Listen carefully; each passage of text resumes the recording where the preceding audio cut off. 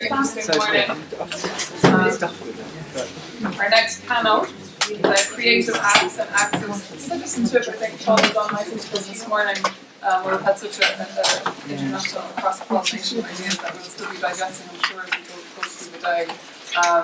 It strikes me that this notion of the active collapse that we left with also ties back into the active collapsing and demonstrations that we've seen throughout them, and the vulnerability of bodies being at the core of that. And I think the creative space is one place that we bring that to the fore, continue. So maybe that will be something that will come on as well. Without further ado, I will do Eileen Hogan and hear from you. Thank you, Eileen. It's 20 minutes. Yeah, and I'll keep an eye. Great.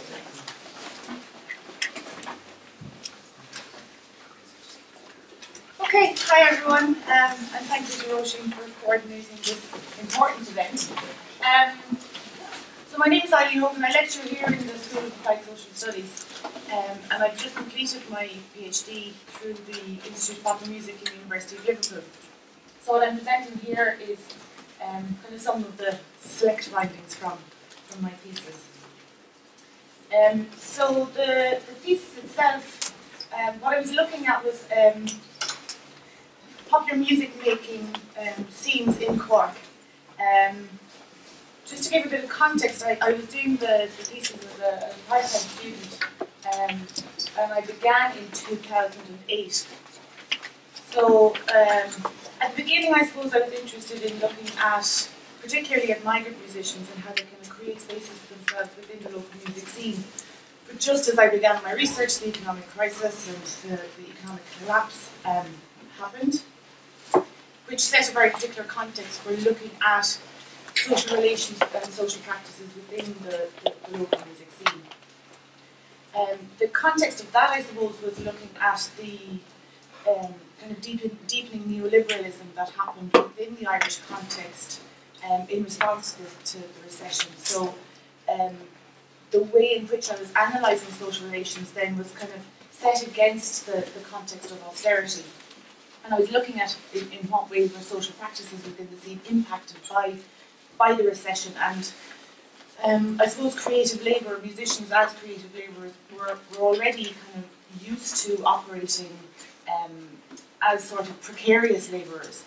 And I was looking at the way in which they kind of negotiated a way through the recession and austerity in the context of broader issues of unemployment and cuts in social welfare and social protection, and also less opportunities in terms of securing paid work as musicians in the local scene. The context of Cork, I suppose, sets a very kind of specific local cultural identity. I love this map. It was drawn by UCC, the geography student Sandra Canjot, so I'm using this with her permission. So you can see the kind of very strong sense of local cultural identity, where she's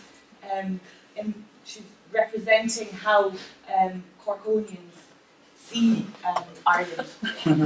So you may know that Cork far exceeds its geographic boundaries in terms of the social imaginary, and also you know that Dublin ceases to exist in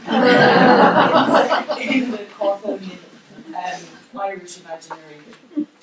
And in analysing the way in which local musicians construct an idea of their own labour, that sets a very particular tone in that they construct their own local context as sort of tribal, as parochial, as celebratory of kind of the compact social space and geographic space that's the backdrop to artistic engagement within Cork. And Dublin then, in their imaginary, is seen to represent sort of the more hyper-commodified creative labour aspects. So they construct their own creative labour practices as more oriented around community and as emphasising the significance of the city, in contrast to how they see Dublin musicians, which is more about being attuned to the market. So that's important in terms of how they shape their activities.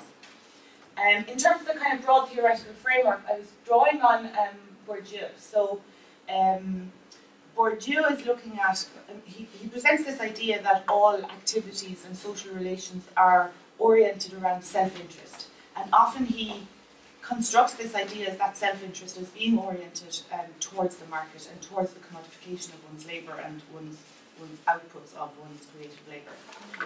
So I was looking at then, in what way can we kind of re-theorise the kinds of social relations within the local scene, but looking more specifically in the context of there being a dearth of economic capital, how can we understand the more kind of non-material exchanges within social relations?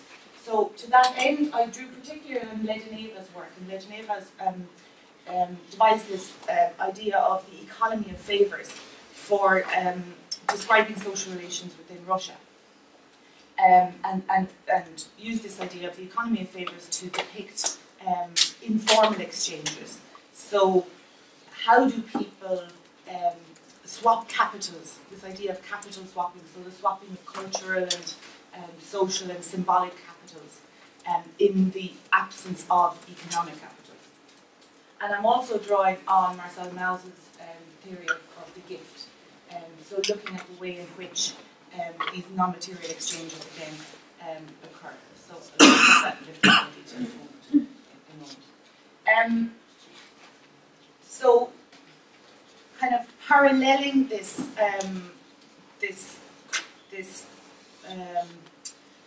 binary, I guess, that compares the Cork context as community-oriented against the Dublin-centric context as being market-oriented.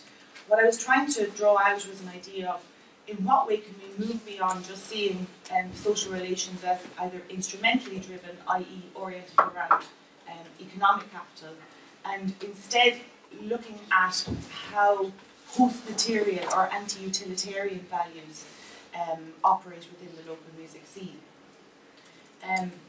So the way in which local Cork musicians talk about their labour, they construct themselves as kind of being morally superior because they're, again, very much linked to the local cultural identity. The way in which they do so is that they stress constantly that the reasons why they're engaged in creative labour as musicians is for music's autotelic and social values. So it's their performance is oriented around music for music's sake, music for the sake of the city, and music for the sake of the community. And throughout their narratives, musicians constantly privilege the kind of the warmth of social relations within the music scene, the warmth of the community and the importance of the community, and therefore their responsibility and the onus on them to continue to produce good music for music's sake, but also for the sake of creating an environment and a city and a community that is significant to their well-being. So I argue then that there is, drawing on Bourdieu's notion of the doxa, there is a doxic prioritization of individual and collective well-being within how musicians operate, and the way in which they perform and the way in which they practice. So how that kind of plays out is that I described it as kind of parochial capital and parochial interest. So the idea is that musicians, in seeking status within the community, must constantly perform and demonstrate that what they're doing is for the benefit of the community. So at any point, if a musician is seen to be self-serving or individualistic, then they are more likely to be kind of eschewed by the community because they're not doing good for the sake of the community and for the sake of the city. And that is how people gain status as heroes within the local music scene, is that they're seen to perform good things for the good of the community and the good of the city. Why I think that's significant, and particularly with reference to the theme of this conference, is that in doing that, they're kind of reacting against the neoliberalisation of culture that has happened in the aftermath of the recession and the aftermath of austerity in Ireland, where the government, in kind of recentering its cultural policy, has emphasised the responsibility of creative labourers to kind of rescue Ireland's tarnished image. So it's in a lot of, even if we go back to the the Farmley Economic Forum, there was a huge emphasis at that on kind of the significance of culture, but the way it was spoken about was sort of the instrumentalisation and the commodification of culture. So it was kind of, culture is wonderful, Ireland is wonderful, look at Bono, you know, as if this was the end point. And while amongst my participants there wasn't a very overt sense of activism, there was a very kind of subtle commitment to these kind of smaller acts of citizenship, in that this doxic emphasis on individual and collective well-being meant that they were eschewing neoliberal values by emphasising the significance of collaboration, mutual support, reciprocity. And this is what was seen to be meaningful in the context of post-crisis Ireland.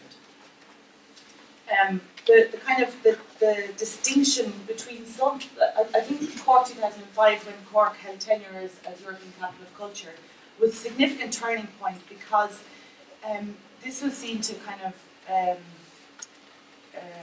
to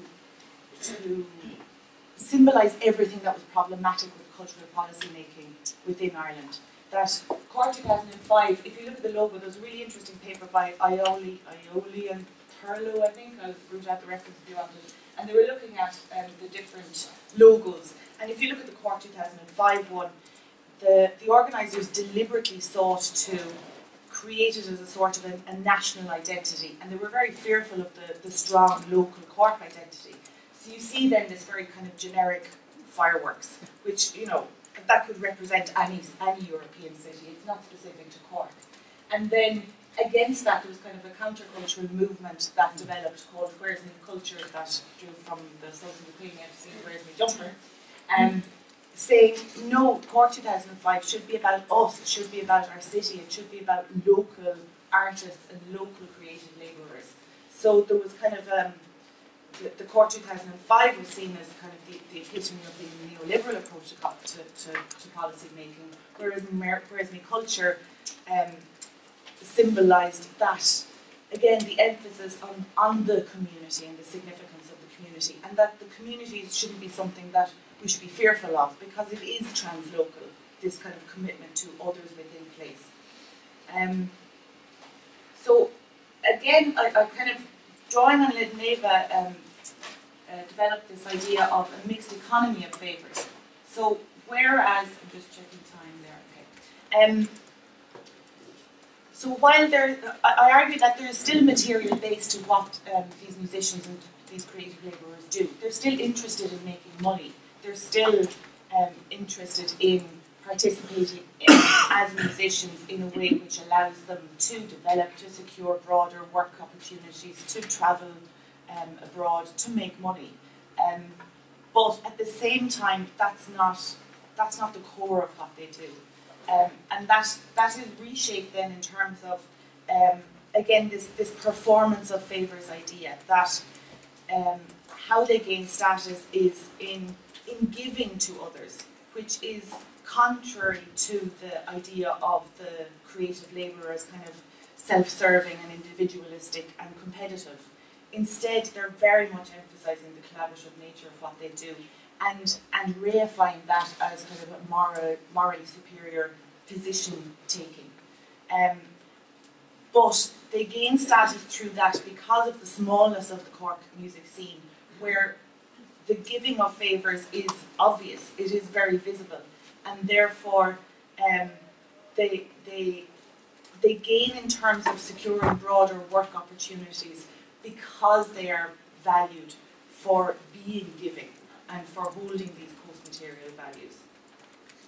And I also argue that, I suppose, Bourdieu and Maus and Ledenheva, they all argue that the act of giving a gift is significant only because there's an expectation that that gift will be reciprocated. And I argue that that's why, while that is true, there's also a sense that the local musicians are giving to the city itself. And in that case, then, they're actually giving to the future of the city. So there's a sense of kind of deferred reciprocity. They're giving to the city, but the return on that gift may come to their children or to their children's children, because they're creating a kind of a strong, dynamic and generous community. But that extends beyond their own lifetime. So there's this idea of deferred reciprocity there. And I'm finishing a little bit early, but that'll give us a bit of time for questions. Yeah. Okay. Yeah.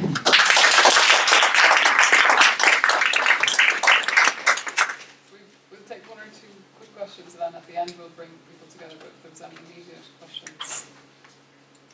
Yeah. What happens to Cork musicians when they leave Cork? Yeah, it's really interesting. Like, a lot of people would have looked at the likes of Mick Flannery, for example. So certain people who have kind of gained significant attention beyond the local scene. The way in which they spoke about them was that those musicians they're valued if they continue to kind of name drop Cork, if they continue to demonstrate their connectedness within the local music scene. So Mick Flannery particularly was highlighted as someone who is always coming back to Cork and giving to Cork, and someone who, you know, will be down on the Crane Lane on a Friday night and is always available to have a chat with someone and to advise them on what to do and where to go. So even the newbies coming in feel comfortable enough to approach people who have gained significant critical acclaim or commercial success. And then, so that was one level. There was also one participant described it as the Roy Keane effect, which was this idea that Cork people can be kind of uncomfortable with other people's success. So whilst there was an element of camaraderie, there's also a degree of kind of jealousy of people going further. So the Roy Keane example was, you know, Roy Keane comes back to Cork after making success as a footballer, and he doesn't buy anyone a drink in the local pub, and they're all like, oh, your man, you know, he's so successful, but he didn't bother buying us a drink. And then the next time he comes back and he buys a pint for everyone in the pub, and then it's like, oh, look at your man, you know, he thinks he's great now. So you can kind of never win. So there was a bit of tension around that. But I think, again, kind of emphasising the significance of the city and the community, as long as successful musicians, if they're travelling abroad, continue to demonstrate their commitment to the city, then they remain highly valued. Yeah. Okay. Eileen, I would like to ask you something about protest, performing protest. You briefly introduced the fact of austerity, the coming up of austerity. You talked, though, especially about kind of protesting against the kind of Dublin model of music scene as utilitarian instrumental. I wanted to know if performing protest in the music scene in Cork is also reflected towards austerity measure, or the kind of political issues that are relevant, or if it's just more an internal thing between different music scenes and how they look at between one another. No, I didn't find, like, there aren't protest bands or protest songs very much. There are some that have come out in the last few months, really. They tend to shy away from that overt activism because, I think partly because it's not cool. And also, I think Bono has given it a bad name. So, you know, they're just, whilst we'll say some artists will talk about their experiences of austerity, or will write about experiences of unemployment, or experiences of precarity, or experiences of poverty, and some will kind of reference that in their music videos. There's not that overt protest song kind of genre that I have found in the local scene. Thank you. Yeah, I found it very interesting how a city can really, you know, linger in social imagination, especially in music. I mean, I think Cork is in one regard special, but at the same time I'm thinking of Buenos Aires for tango, or Lisbon, Lisboa for fado. So, you know, but I feel also this tension that you're trying to get at, which is, like, because I see how cities today, like this is Berlin, has this creative city concept, you know, from their policy, which is trying to instrumentalize exactly this this imagination, and you know, and people feel also a bit used, you know, artists. They go along with it, and at some point they have to say stop, you know. So how is this in Cork? Is there a kind of city policy, to also induce that or to amplify that kind of feeling, or is it really coming from the community itself? Yeah, I mean, it's quite mixed. So there are some initiatives, particularly the Cork 2005 one. That was the first kind of very deliberate focus point of creating a city cultural policy. And while that's there, I think the way I've kind of argued it as well within my thesis is that if something is state-led, I'll give an example. There's a local kind of flagship art centre called the Triskel Art Centre, and that benefited from a huge amount of state-level funding. And within that, you should go and visit it actually while you're here. It's a really beautiful space. So within that, there's a large kind of live music venue, but also it's used as a cinema. Really beautiful. It's an old church. That's me. I'm telling myself to shut up. So it's an old church, and then adjoining that is another centre. So within the whole complex, there's the live music centre, stroke cinema, stroke various. There's an art gallery. There's kind of a theatre development space. There's an independent record store, and there's a coffee shop. And there's probably other things as well. So while that was state-led, in giving, for example, Plugged, which is the independent record store, it's a really significant hub for the popular music scene in Cork. And the reason why the musicians trust in Plugged and the people running Plugged is they demonstrate this faith in the game, using Burgessian terms, faith in the game and commitment to the game. So musicians don't eschew something just because the state has invested in it. They will accept it as very significant if it upholds that kind of the autotelic and social values of music making. So music for music's sake, music for the sake of the city, and music for the sake of the community. Once that is present, it kind of doesn't really matter where the money is coming from. And there are others, like there's Collins is a kind of a newish live music centre. I mean, it's a private venture, but again, they treat musicians well, and above all else, they uphold music for music's sake. And for that reason, then musicians are very happy to commit to it.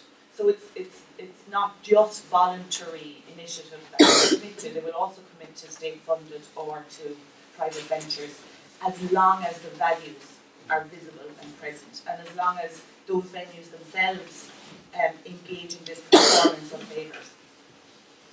Thanks. I know there's another question. Could we maybe hold that question till the end? Yeah. Thanks. And, thank you very much, Eileen. Thank you. Our next speaker is Becci Jeffers, also from University of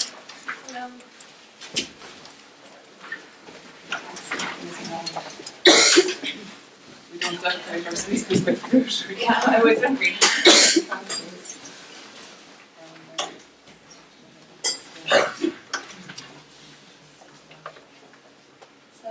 Good morning, everyone. My name is Becci Jeffers. I'm a PhD candidate in the School of Applied Social Studies, and very happy to be here today. And today's kind of conversation that I want to include you in is a little bit of a tangent from my PhD, which I know some supervisors would suggest could be very productive, others unproductive, but I think sort of important for me to consider at this point. I'm in the middle of sort of engaging myself in analysis, to consider this sort of as a productive effort to continue asking myself questions. So I want to have a discussion about the performance of the young activist identity. The data that I collected was a number of interviews over a wide variety of activisms in Ireland, so I think that's important to consider as well, that it's within the context of Ireland.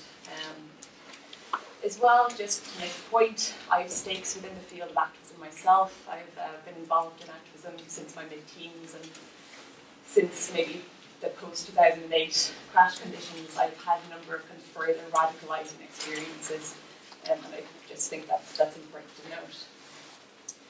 Firstly, just to give you sort of a sense of the foundations of this paper and where I'm moving from and what I'm exploring today is firstly, I'm trying to draw some parallels between the work of Erving Goffman and his idea of the dramaturgical analysis. And I'm sure a number of you are familiar with his work, where he uses the metaphor of the theatre to reflect society, and that we engage in society through a variety of performances of ourselves, where we take front stage and we present ourselves and we try to kind of give a desirable or interesting impression of ourselves. But we can move to the back of the stage, where kind of like private spaces where we can remove that mask for a little while and take a breather. But what's important to consider here as well is that we're not just individual performers, that we are actually a cast of performers as well, and that we have the capacity to sort of help each other negotiate that role of self. And this is very important when I'm considering the kind of young activist scene. So in relation then to where Bourdieu's work comes in, is that the stage, like I guess any place in society, any social space, is stratified. It's a stratified cultural or social milieu, and that's important to consider. So for any of you who are, I imagine a lot of you are familiar with Bourdieu's work, but for those of you who are not, just very briefly, Bourdieu's idea is that, okay, we, like Goffman, he looks at this kind of a micro-analysis where he likes looking at sort of the everyday social practices. So we, as individuals in society, engage in a variety of different fields. And within these fields, there's certain sort of behaviours, or responses, or practices, or engagements that are considered more or less appropriate for each field. So I engage differently at work than I do in the activist field, for instance. And within the fields of activism, for instance, or work, there are a variety of different capitals at play, which kind of impact upon our capacity to engage within those fields. For instance, social, economic, or cultural. And these provide us with that capacity to kind of take positions within the field. As Eileen spoke about, Bourdieu's work tends to kind of talk about this sort of self-interested sort of position taking. And I hope that I don't engage too much with that sort of idea. But what's very important for just today's paper is sort of the idea of the doxa. So the idea that there's sort of unwritten rules of behaviour, that there's the undisputed universe of practice, which is sort of the rules for each field. So in that sense, movements within the field of activism are very context-driven, in the sense that there would be a huge difference, for instance, between the ways in which the alter-globalization movement does business in comparison to, let's say, a political party wing. There's sort of a variety of different practices and behaviours. They all have different practical, cultural and ethical practices, and that there's sort of these impact upon sort of symbolic economy within those fields. The context of their collective moral performance determines the way in which the actors perform on the stage. But that said, each social movement, each activist group is still influenced by very long histories of classism, sexism and racism. So this, again, this issue of the stratification of sort of the stage of the performance and how that impacts upon how activists perform what they do. So this is the kind of key issue, is that as we engage in our everyday lives and we present ourselves, are we all protagonists? Are we all protagonists in what we do? And what I want to kind of focus upon is this idea of core groups within activist groups, the insiders and outsiders. And I'm focusing specifically, so as I said at the start, my own work focuses on a wide variety of activisms, but I'm going to focus kind of more so on a micro cohort of those interviews, which kind of are the sort of ultra-activists, the left-wing groups, sort of socialist revolutionaries, and the ways in which they negotiate their performance of the protagonist roles and how it impacts upon what it is they do. So what I want to kind of think about, and this is sort of where it's explorative, is this idea of acquiring the capital and how it is that young activists kind of gain that status of either insider, or how they begin to negotiate the sort of complex cultural narrative of activism. So one idea, for example, is the way in which they take action. And McAdam has written about this idea of activists who engage in high-risk activism have certain status within their groups that they sort of recognised. But what is becoming very kind of evident in the work that I've done, or the interviews that I've spoken to a lot of people in relation to highly effective actions. So, for example, on the left, there was kind of an actual piece of performance. The young activists recognised that if they called a demo, they'd probably only get about 40 to 60 people turning out, which doesn't actually give them much sway. So what they did was they turned it into a performance where they didn't need many people for it to have sort of a high impact, which was where they, in relation to, there was a cut to social welfare for under 26-year-olds. And they basically put two doors outside the Dáil, outside Irish Parliament. One marked €1 to €100 a week, and the other marked emigration. And it became a viral image, and it led that group to become very, very popular in terms of media attention and things like that. But also in terms of the sacrifice you're willing to make. So that kind of element of capital, that there are sort of performances that people take within activist groups where they engage in political consumerism, they reject perhaps luxuries. Keneally calls it sort of the idea of performing grunge, where they wear sort of warm, ragged clothes when they're out in protests and things like this. Further, that is the capacity to actually contribute real kind of skills. So, for example, whether you have an education in social movements and you have an understanding of tactics, whether you have a strong oratory ability, your capacity to speak to large groups of people and persuade them and inspire them, and whether you're media savvy. And that has become a very, very popular idea, this idea, can you work graphics? Can you attract young people to demonstrations?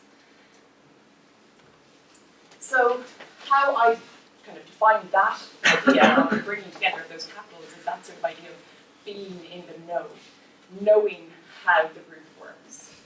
And this is where sort of the recognition of a core group, the main people, the diehards come out. And the sacrifices that they make and they're willing to risk it all is actually considered sort of bolstering impact for them, or an impact it impacts their status, apparently in a positive way. And I'll get onto that in a minute.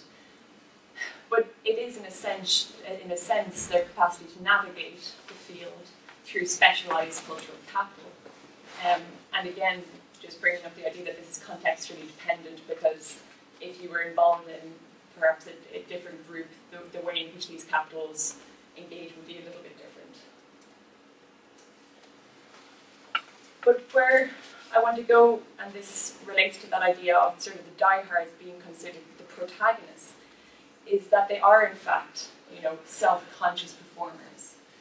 And a lot of them have spoken about this issue of being very aware of their failings within the group, where they are aware of the sexism within their groups. They are aware of the kind of heavy, informal structures that exist, and that they are unable to sort of break those down. But also the demands of this way of life activism, that people are making sacrifices that they cannot continue to maintain, particularly when they don't get the recognition that their movement is aiming for. And that makes the performance very difficult to maintain. So a lot of these things, so just at the very bottom, it's one of my favourite parts of this transcript, where it speaks about your activism. It's like the most precious, delicate thing in the world. And it's very easy to become inspired and work very hard, but it's also very easy for that flame to go out as a result of burnout. It's something that happened to a lot of very young activists. So, sustaining performance, the idea of the mask slipping, that activism as a way of life, particularly for activists who are engaged in that sort of in political consumerism and things like this, where they give their whole life to the cause, have less of a backstage opportunity, have less of an opportunity to step back and take off the mask and kind of have a breather, because they have to engage with it at all aspects of their life, even when watching TV, engaging critiques on mainstream media and things like this. That there's also conflict of values within groups and their awareness of that, but also there's sort of there's a difficulty sustaining kind of the competing performances of the activist self and the self, because the older young activists, so I interviewed people up to the age of 25, a lot of them spoke about being jaded, and this issue of realising that they have to move to, not that they have to, but they realise that it would be easier for them to move to the next part of their life, where they get a job, where they settle down and maybe become engaged in sort of community development rather than this radical activism. So it's brought with, for a lot of these young people, this performance is brought with a big burden of physical and psychological burden. The final slide, just in terms of conclusion, there is this issue that, okay, so there's the recognition that the groups are stratified, but like Eileen has mentioned, it's not as a result of sort of the self-interest in a lot of groups. And perhaps some people might think that that's kind of naive to say. There is, of course, always power relations at play, but a lot of the time, those involved in actually kind of doing the majority of the work in the core part of activist groups end up sacrificing an awful lot. But also, yes, that the kind of general conclusions that I'm coming with is that the performance is unsustainable for a lot of people, particularly in a world where you're engaging with these large-scale discourses where most of the time you're portrayed as a bad activist if you're involved in any kind of radical politics. And that even though you rely on the cast for the performance, they're as exhausted as you because they are really in a minority.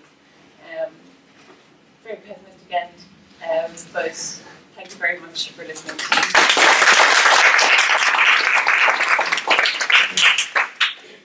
Time for maybe we'll have 2 quick comments or questions, and then we'll have our final paper, and then we'll have the panelists.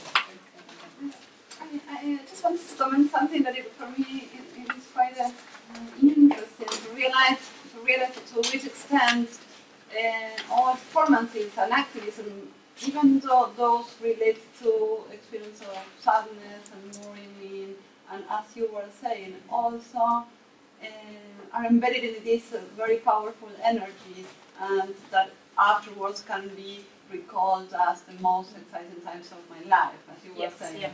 And I was kind of thinking backwards in terms of the other presentations where all these lying downs and dinings and even Marco, this your active collapsing. And even in my case, my research on the children of disappear, in how they do relate this experience of loss and the experience of mourning. But again, this ambiguity, which is so entrained in performance, which is also a very powerful moment of inspiration, affirmation, and even happiness and the pleasures related to performing and being in public. And even though if the background there could be an experience of vulnerability and loss and pain. And I just wanted to point out this kind of ambiguousness, which is so powerful in our field. Yeah, no, and I would totally agree. And it is something that as I'm getting further and further into the interviews, the more, like initially when I was reading through the transcripts, there was this point where it almost felt like there was serious inconsistencies in the transcripts, because people were talking about their tiredness, about how they can't go on, but this idea that they must go on as well, to continue this work that is not only sort of kind of developmental in terms of like constantly filling or building this activist identity for them, but also because they have this really amazing sense of hope still. That the only reason that they continue to do this is that even though most of these people have lost most of their, like, let's say, goals they try to achieve, immediate goals, they don't necessarily achieve them. They still have this enormous sense of hope for what it is that they're trying to do, and I think that's incredible. I think it's incredibly powerful, as you said. Powerful is the word. Definitely. There's quite a few more questions, but we might just take one more, maybe Ava, and then we can hold those others to the end, if that's okay. I just wanted to say thank you for kind of acknowledging the whole emotional cost and impact that has on an individual. And Audre Lorde's quote is, caring for myself is not self-indulgence, it is a political act of warfare, and that's something that I quote in the show that we're doing tonight, so I think that there's some really interesting crossovers, so thank you for bringing that to the discussion. Thank you, Becky, and we will come back to those questions at the end.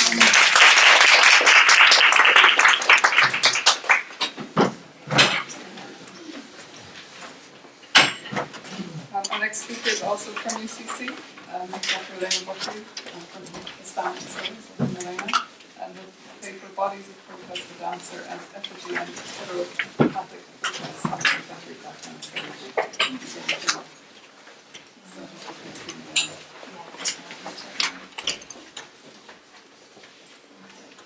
Whilst I'm just looking on the images of that, you might want to. I'm going to be talking about contorted bodies to a certain extent. If any of you want to move your tables a little bit so you've got a bit more room and you don't feel incredible, it's attracted to these strange spaces and strange positions, then you're very welcome to do so. More than a paper, I kind of feel like what I'm going to be doing is a kind of show and tell. Because this is very, very kind of fresh material that I'm working with. I'm going to be showing you a series of things that I've seen in the past sort of 3 or 4 months when I was actually meant to be looking at something else. So what I was working on at the time was looking at kind of women's exile narratives from sort of, after the Spanish Civil War, and looking at their kind of journeys from Spain to Latin America and seeing how these have been recast and represented and so on. But I was in Barcelona at the time, so I had the chance to see quite a lot of things. I saw quite a lot of actual theatrical performances, but I also saw a lot of political performances, and I saw lots of kind of a lot of kind of performances within sort of what we've been talking about a bit more today, which is in terms of social movements and creation of counter-publics and so on.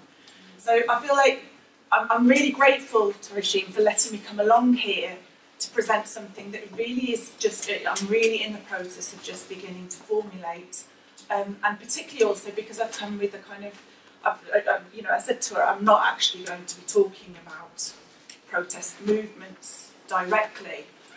I'm looking far more at how what I've been seeing in the political scene and in the social scene seems to be being reflected and mirrored and imaged on stage, and what the relationship between that might be. But what I'm going to be showing you are these kind of images of what I see. So so you maybe just bear with me. This talk might be a little bit more phenomenological than you really wanted it to be, but I'm hoping I'll put in some kind of reflection along the way as well. And I am going to show you some clips, but bear in mind that the performances I'll be showing you are extremely recent. So we're talking sort of May, June, July 2015. So, when I decided I was coming, it was August. You try and contact anyone in Spain to send you clips in August. Impossible, you know, or anything else. So I am going to be just using the little trailers to show you, which don't really show you anything at all. And what you will find for some of you that you'll just think, oh, that looks terrible, because you're really shouty and so on, because you get this condensed other context in the middle of Cork, in something that you're not familiar with at all. But I'm going to try and give you as much context as I can. Please feel free to stop me if there's anything that you kind of need further explanation on. And like I said, the main thing is I wanted to start to try and think about these things. And I think, you know, I just tell this to my students all the time, it's really important. How you present something will depend on, you know, what you want to get out of it. So I'm being brave and bringing it along today, and, you know, we'll see where we go. So things that I've seen in Barcelona in the past 3 or 4 months. The title that I hit on is part of what I'm hoping to develop into a chapter for a project on contemporary Catalan visual arts. So, and the title I've chosen, Bodies of Protest, is one that really hit me, because what I'm going to be showing you are images of what I experienced as kind of resistant bodies. Yeah, that were some, you know, in within a number of different fields, but all part of this same landscape, this Catalan landscape, which I don't know whether you know or not. And in my experience, most people, if they know of Catalonia, outside of Spain or even within Spain, it will either be the city of Barcelona, and that's the place that I'm talking about, or it might be in terms of this kind of this strange and seemingly retrograde nationalist movement that's appearing, and which I've even sort of heard, but you know, people expressing fear of, because it's going to affect ultimately somewhere down the line everyone's ability to pay their mortgages or so on. You know, I've heard people attack it on that kind of basis.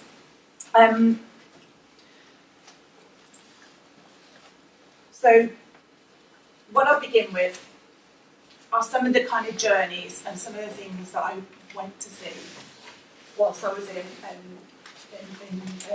Barcelona in the past 6 months. And the first place I'm showing you, that building is basically an ossuary. And it's an ossuary that's in Terra Alta in Catalonia, in sort of southern Catalonia, just by the Ebro River. And it's an ossuary in which they've been beginning to sort of collect and put together remains, human remains, from the one of the biggest battles of the Spanish Civil War, the Battle of the Ebro in 1938. And it's a space that you can go and visit and walk around, and they're beginning to kind of make it kind of accessible to people who are interested in kind of finding out more about that history. But this was a battle in which about 30,000 people died. It's a very sort of conflicted site, as often any sites related to war are, but it's not been as visible as some of the exhumation of mass graves that's been happening in Spain. And I'd say part of the reason that it is less visible is because it's so contested. I mean, this is amongst the 30,000, the remains of 30,000 human beings that you have in this site. There are sort of people from all sides of the conflict, and probably people of all nationalities, and yet it's on this kind of Catalan, it's on Catalan territory, and the question is whose responsibility is, who do these bodies actually belong to? But it's a site that kind of, you will quite often actually just find bones in the landscape still, and I'm sure, you know, I'm sorry to show you kind of images of human remains there. This is something that's very, very, you know, it's maybe one of the first things you'll get on YouTube if you're looking up the ossuary in Terra Alta. And you know, I'm trying not to show you any sort of majorly disturbing images. But in relation to this is all part of a movement that's been happening since 2001, with the first exhumations of mass graves in Spain. You know, actually what they call recover historical memory. And so in this way, they're kind of, I'm presenting them to you here as resistant bodies to this narrative of consensus that has been in Spain since the transition. And just to show that this is still a major issue, there was a recent attempt to kind of take this process and show this process to the European Parliament in an exhibition in 2013 of the process of exhumation of mass graves, where you've still got a lot of conflict, you've got conflicting cultural trauma narratives there. And this kind of, this exhibition was actually vetoed by the European Parliament. So wasn't able to be shown. So that was one of the visits I did. Another thing that I saw was, I don't know how much you heard about the Spanish elections in May this year, but they were highly transformative municipal and some sort of local regional elections in May this year, which in the case of Barcelona led to the accession of a mayor, sorry I'll find her now, Ada Colau, who comes directly, direct lineage to the sort of social movements that were born with 2003, 2004, with the 14M in Spain, with the anti-austerity movement, with the Indignats, and in particular, she's very, very well known because she's the one who put together the platform for Afectados por la Hipoteca, which would be the platform to stop sort of evictions, people who are affected by, and use very, very sort of use various kind of performative techniques in order to kind of to stand against these measures, this violence that is being visited on people by the police and by local governments. And I wanted to juxtapose those two pictures, the picture of her going out into the public square that was filled with people on the day in which she actually went and sort of took up her role as mayor, with another picture of her performing resistance to to the police who were coming in to kind of evict some people from their home. And that her platform has been incredibly effective in actually stopping these kind of violations of human rights within Spain. I also wanted to show it to you because again, she's another instance of a resistance body. I think the way I've seen her, because the whole, and I sat and watched the 4 hours of her investiture as mayor, and she's not what when you're looking at her kind of her gestures and her movements, she's so far removed from what you normally associate with a politician, and I think it was kind of that really it struck a chord with the talk Gillian was giving this morning. Is that at what point do you have this threshold, this movement from a counter-public to to this kind of like being subsumed into the post-political movement, the post-political moment that we're in. She's still, for me, when you look at her, she's still a resistant body, and she's the resistant body who, after her investiture as mayor, actually insisted, and I'm trying to show you the picture of the Plaza Sant Jaume. Plaza Sant Jaume's, sorry that's kind of really foreshortened, it's quite an enormous square. Under normal circumstances, what happens after the mayor has taken up her role is that she then crosses the square to the Generalitat, which is the regional government building on the opposite side of the square, and says hello to the president of Catalonia. Okay, and this will normally take place with this sort of with a clear passageway corridor through the crowds for her to go along, with bodyguards there and so on. No, she insisted on that. All the politicians had to move through this crowd. They had to experience this thing of commingling, and it was it was fascinating to see their faces as they were doing this and the way in which different people were dealing with it. So she's the second resistant body, and you know, I'm just putting an image up there just to show her links to the indignados movements.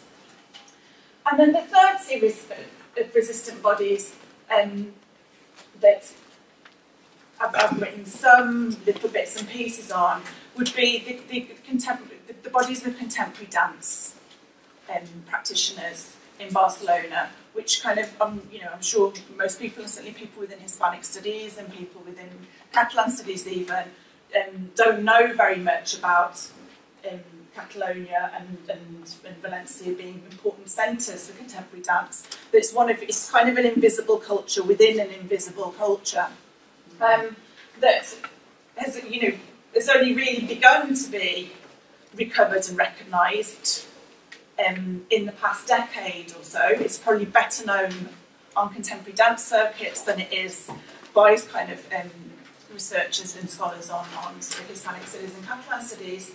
But you know, so you've got this invisible, this relatively precarious group culturally that is always on at the bottom of the list in terms of funding.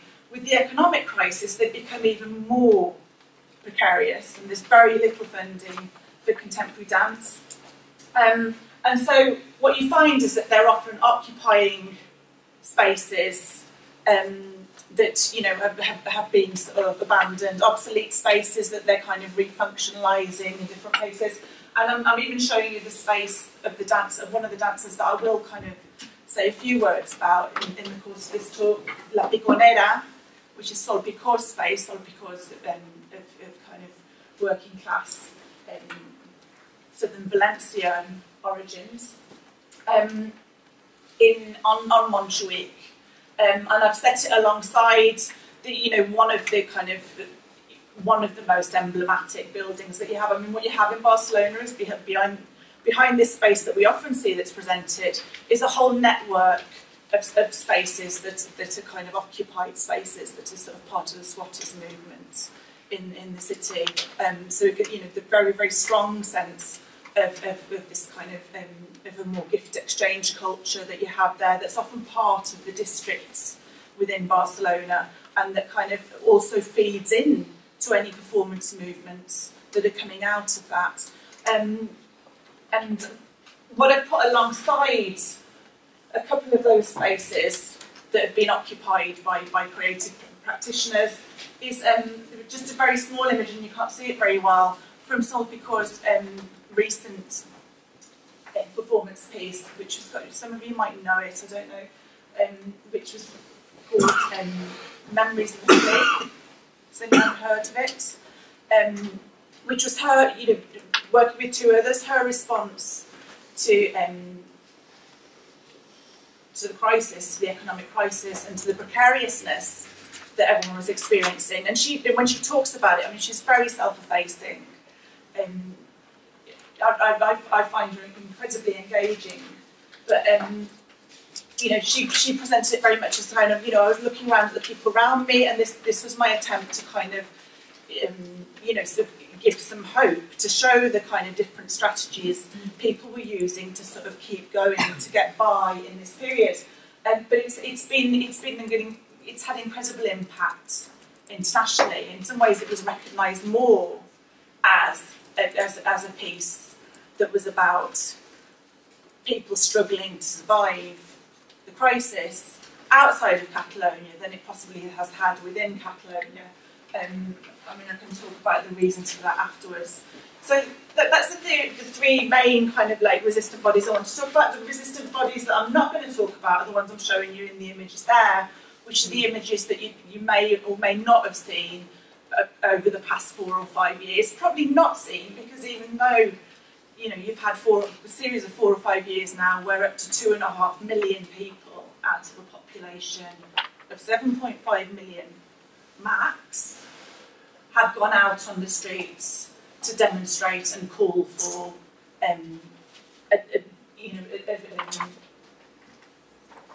well, often for very different things actually. So that's one of the reasons not to talk about it, but to call for change in political structure, and which is often sort of how it's been read internationally is in terms of a call for independence and as a resurgence of nationalism. The images you'll often see are these enormous images of the numbers of people. The images that you don't see are the kind of performative engagements that are going in at level, the people taking their entire families along, the picnics, people of sort of multi-ethnic origins, different class origins, and so on. And that really shows, I'm hoping that you can see those four things together, is what you're actually seeing is this kind of the multiple affiliations that are there within the Catalan space and the multiple ways of resistance and the things that make it then difficult to sort of sit down and look at a performance and kind of read it and be satisfied at the end. So the performances. The first one I wanted to talk to you about is an adaptation of a stage adaptation of a novel, a very influential novel, and I'm happy to start with it because it's just come out in translation in the past year into English and was kind of unusually for a novel that was originally written in Catalan, reviewed everywhere and really acclaimed. So it was translated as Uncertain Glory by translator Peter Bush, but the play was an adaptation by Alex Rigola, again very well known on the European theatre circuit, and someone who's kind of now has a track record of adapting impossible novels to adapt. He did an adaptation of Roberto Bolaño's 2666 a few years back, and again a very, very highly acclaimed adaptation. Untitled Chapter is a really, really difficult novel, a really dense novel, 400 pages. You've got sort of 3 or 4 different narrative perspectives. But it's been presented as the great novel of the Catalan Civil War, even though obviously it's then to become published when it first came, when he first tried in the 1960s. It's been rewritten in multiple versions, and it presents a very, very unheroic vision of the Civil War, of Catalans in relation to the Civil War, of Catalan relation to Spain, and so on. The adaptation was generally quite well received. And the reason why I'm bringing it to talk to you on this adaptation notice, I saw it's 3.5 hours long. It didn't feel like 3.5 hours. You didn't feel like your body was about to seize up at the end of it. The reason I brought it is that Rigola uses contemporary dance in it.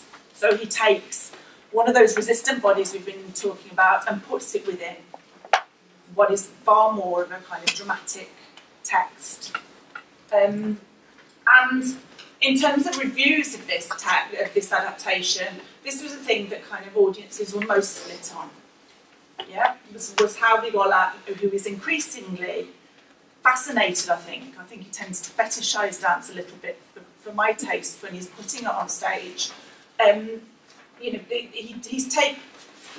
He's increasingly using dance in theatre. A lot of critics are kind of impatient with that. They're saying, what are you doing? We don't understand. Instead of showing us, instead of dramatising the Civil War and showing us the violence of the Civil War, what we actually end up seeing is kind of a man dancing with a rifle on the stage, whilst you've got this kind of this far more sort of choral, static, very narrative, post-dramatic piece going on around the outside. Now, you've seen the man with the rifle. There's a dancer there on stage who's even more invisible within this play, and that is the dancer Laia Duran, who, if I had time, I could tell you all about her relations to sort of other groupings and so on, but I don't have now. What really interests me is how she's both kind of invisible in a lot of the kind of the discourse that's been produced around that. That's fine. I'm happy to talk about one production because this is one that's quite problematic for me, and I didn't think I'd be able to get through all 3 anyway. She's not only invisible in the kind of in press responses to the piece, in blog responses to the piece, and so on. He'll talk about the dance, and they talk about her dance in moments like this. But what they don't talk about is when she dances in the scene I'm going to show. You'll just see her briefly, where she's actually playing one of the characters. So whereas most of the characters are played by actors, she's actually taken to play one of the characters, a non-Catalan character, the only non-Catalan speaking character on the stage of this theatre, the Teatre Nacional de Catalunya. And you'll just see a brief moment of her performance here. It's almost impossible to even find images of this on screen. Oh no, that's the wrong one.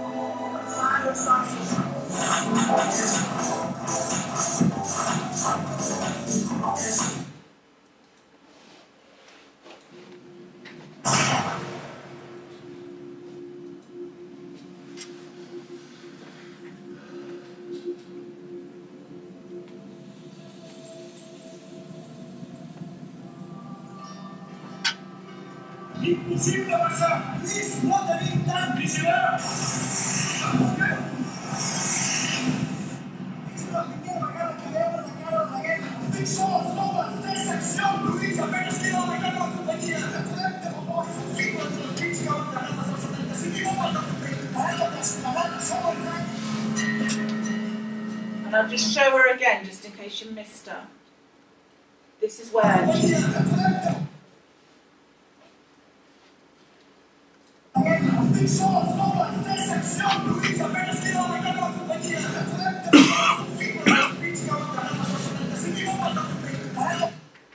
That is where she's... So the other characters are played in the kind of relatively realist, naturalistic fashion. She, this Aragonese village woman, the miller's woman, is played by a dancer with these contorted movements and also very, very, very sort of very, very, very caricatured version of an Aragonese accent, you know, with the kind of stressing, like Manolico, ¿qué vas a hacer ahora? So recognisable. Now, obviously, no comments from the press anywhere on that, which I found really, really interesting. Why is it invisibilised? But also, as I was watching it, I was incredibly uncomfortable with this representation. With this use of the dancer, as a resistant body on stage, but to kind of represent this extreme othering of a kind of non-Catalan identity. Yeah. So in terms of that performance, this use by Rigola, I'm inclined to read it as, you know, he's kind of as an effigy. Yeah. In Joseph Roach's terms. Where she's just being completely objectified to stand for this other national identity. The question is then, how does that implicate the audience that's in there, the audience that hasn't, as far as I can see, there are no reflections on this at all. The thing that I need to look into far more is how far what she's doing or what she thinks she's doing, yeah, complicates this story. But also for me, in reflecting on the novel and the vision of the Civil War that you have within that, I mean, for me, those movements, that kind of, you know, it puts those images of the bodies that you find in the mass graves on stage, yeah, where limbs are in the wrong place and so on. So, you know, so I think there was an attempt there to kind of representing part of this narrative of protest that's happening against kind of post-transition consensus. But it's one that for me leaves me deeply ambivalent and that I find deeply problematic. And I would have liked to have shown you other cases afterwards, ones that are slightly different. But I'm hoping just by showing you one, you can kind of get an idea of the kind of problems I'm grappling with. And thank you very much.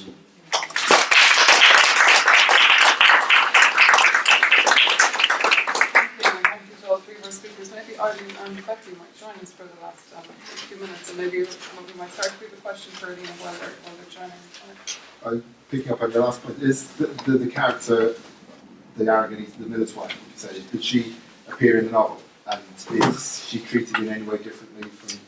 No, I mean that's the, and you, but it's also interesting that that's something that my most recent reading of the novel was in English. When I read it in English, I hit the same. You kind of hit a similar problem, and sometimes these things you only spot in translation.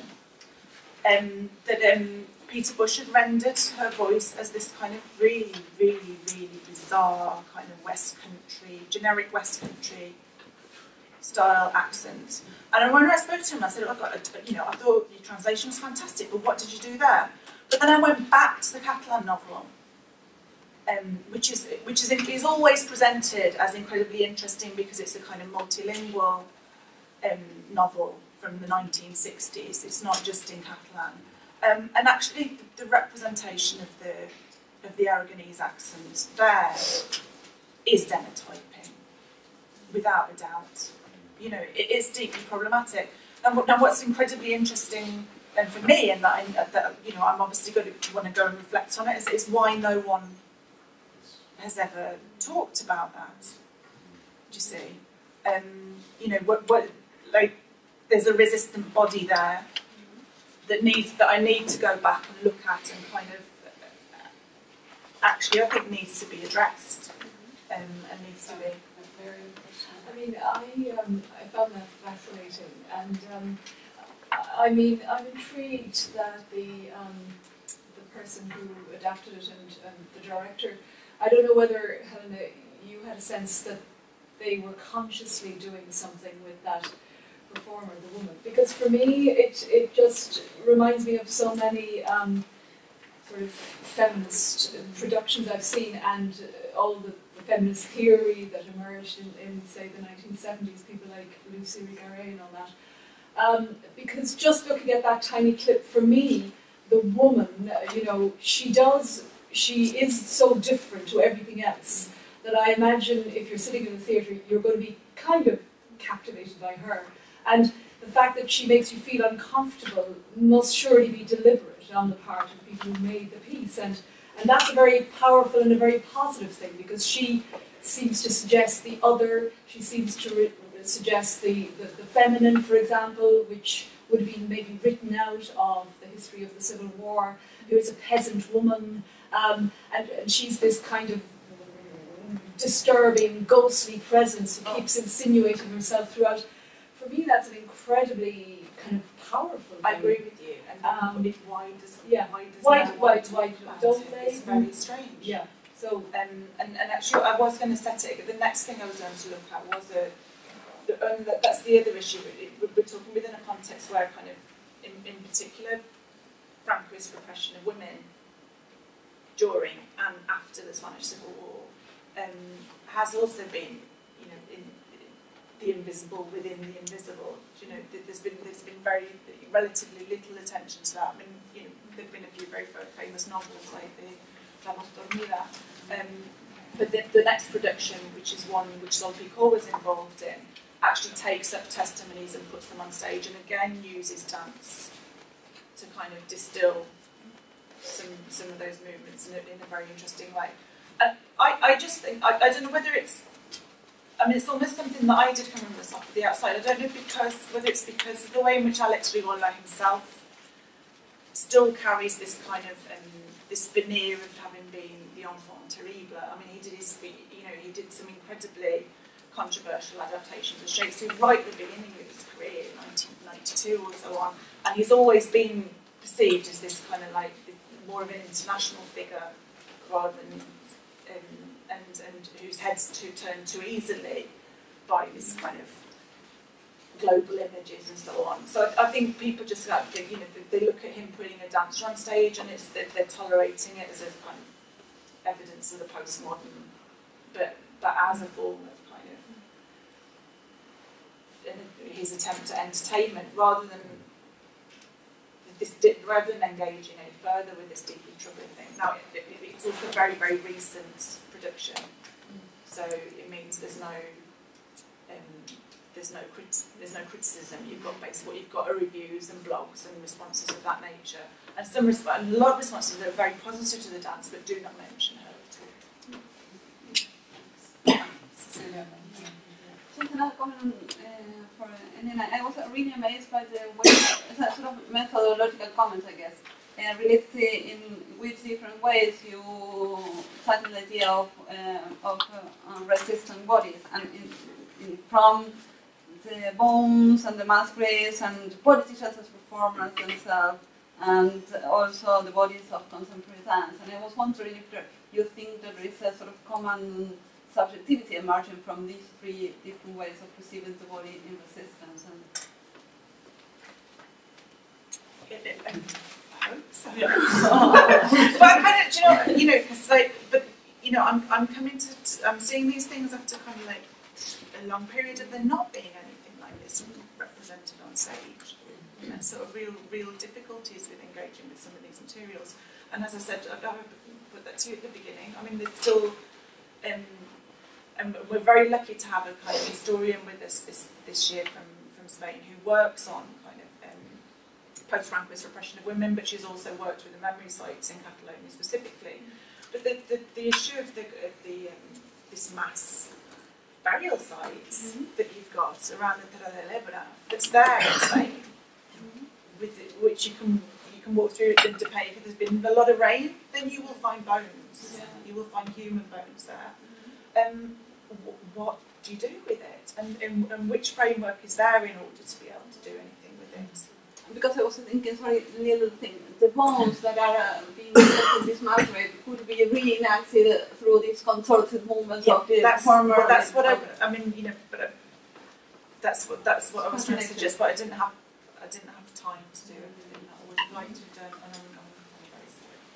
Well, I'm very happy that you did try to bring it up, because I couldn't do it because of time constraints in my paper, but there's also this staging of bodies, from Piesi on the stage today, and it seems always to be very disappointing. I mean, there was this motto of the revolution will not be televised, and then the theatre tried to represent and do something about it. But then when you see it on stage, you see that actually these bodies still, they resist representation. And I think it's a kind of I think what I sort of felt in your presentation is the danger of romanticizing performance arts also, as it is part of that system. Also, if it comes from spot places, as you said, for instance, because spot places, they have also a specific function within the capital of the city and everything, but on the other hand, there's nothing else. So we have to sort of look at it from a self-critical point of view and let it happen. The other thing is that the stage is always it's about creating a kind of distance and fictionalizing also. That is very problematic, and I see that in that dance performance. Completely, and that's why do go and look at the other one. If you have a look at my work, go and look at the one that's the ones that Solpeco was involved in, because they're different. Yeah. And I'm trying to articulate what that difference is. But what's incredibly interesting is that actually the director of the second one I was going to look at again presents the dancer as in some ways distilling these violent or traumatic experiences. So what she uses an actress to reenact the testimonies. She uses a dancer who then kind of the particularly violent elements she performs through gesture. And there you have the incredible musician Michael Majkowski, who you could go and look her up. She's amazing. But the director presents it as this kind of this is the universal woman is represented in the dancer. Now that wasn't my experience at all. I was far more aware of Solpeco's agency, and I think that's to do with where she comes from. And in particular, what was absolutely fascinating to see as a spectator was how far she was. This was kind of spectatorship happening. So she was kind of, it's like she was watching the testimony and she was capturing the movements of the woman reenacting this testimony, and then they became her dance. At times, very, very, very, very, very disturbing dance, but far more powerful because you had the sense of the agency there.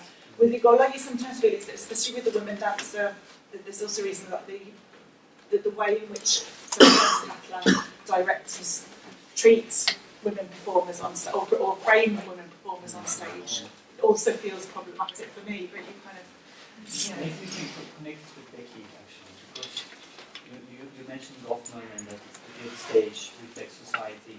I mean, I'm reminded more of Pascal Kershaw saying that theatre is always an ideological transaction, and the efficacy of it actually has to do with how the individual then sort of goes along with that ideology or resists it, right? So this is actually exactly why I have this disappointment that it always is in itself ideological, so you have to see it within those constraints in order to enjoy it. I mean, on the other hand, I saw in Becci's presentation a very interesting tension between when the activists are confronted with their idealism and then the efficacy that doesn't work. I mean, there's no efficacy of their performances, which is a very tricky ground. Because I think what I saw in Gezi, for instance, was that it's a very effective movement because it took this self-criticism as its main ethical, political thing. And that's why the performances have to fail always. There has to have a self-criticism within the movement and within the performance of the movement to make it work. So I mean, maybe that's something you can comment on now, because this is something that I felt like, I mean, I don't know what, maybe it was because it's a very small presentation, but sometimes it felt you were judgmental because the performances didn't work, or the activists you interviewed were saying, okay, I have to leave the movements. You said the mask falls. This is very low meter. On the other hand, I think that's exactly what these movements should be about. They should be self-critical. Yeah, well, a lot of what I was trying to get across was this idea that it was actually this case of self-reflexivity on their part, of this persistent failure that was kind of creating this pain for them, that was making it very difficult for them to continue resisting, because it was, for them, like, it sounds like such a dramatic word, but it was futile for them a lot of the time. And there was something completely exhausting, because within a lot of the groups, they do take this idea of critique as very central to what they do. A lot of them engage, and perhaps this is the problem, is that they try to intellectualize it in a way that's not terribly practical, like they engage in readings by Joe Friedman on Tyranny of Structurelessness. They engage in those kind of ideas, which work on paper perhaps, but they still exist as real problems if you're trying to create a horizontal sort of group. So I do take that point that perhaps it does seem that I'm being overly pessimistic on their part, but what I was trying to get across was this idea that this is how they are portraying that experience to me, that they feel like this identity that they consider a way of life is just, well, yeah, that it's unsustainable for them, which is that Audre Lorde quote is very important at the moment, because of the last 2, 3, 4 years, this idea of self-care in activism has become huge and very important, and engages again with that idea of you have to be constantly kind of ethical and kind of self-aware in your own practice as an activist, in order to maintain the revolution, or in order to maintain your capacity to resist. But I do take that uncommon on board. I didn't mean to sound judgmental. We'll take one final question and then we'll have a little break, but to maintain ourselves. Becci, I was very, very interested in your research for a number of reasons, and one of the possibilities that occurred to me is, and this is more to do with perhaps people performing or attempting to perform in ordinary life. There are some colleagues of mine who've been doing some sustainability research, and one of the terms they have coined is the idea of the glass floor. And the idea of the glass floor, I find it a very useful metaphor, because in attempting to reduce their carbon footprint, they are often confronted with social norms that effectively serve to reproduce kind of, I suppose, that without wanting to over-jargonize this, but the social norms that reproduce the consumption that goes along with capitalism. So they find themselves in conflict with family, they find themselves in conflict with friends, they find themselves in conflict, sometimes constant conflict with colleagues and so on, and they get absolutely exhausted. And I wanted to mention that concept to you because it does seem to have some application to the experience of the activists that you've been, relating to and been participating in your research. And I'd like to also very briefly make a kind of very general overall comment. And I do understand from the incredibly interesting and evocative points that have been made about the difficulty with theatre and the difficulty with regard to performance and the ideology of performance and so on. But I think one of the things that for me, if I can digress personally, that helps me to sustain my hopes when I see political performance, on whether it be on a stage or in video, or expressed to the medium of dance, that's one of the things that helps me to sort of in a way resist the glass floor. So all of these, I know that it's not perfect and we can't guarantee that everybody will go away from a performance of resistance in theatre and will be self-reflexive and will self-scrutinise, but I don't think we should ever underestimate the capacity of those moments to perhaps keep hope alive. Thank you for that, and it's a good moment to hang on to take us. So thank you all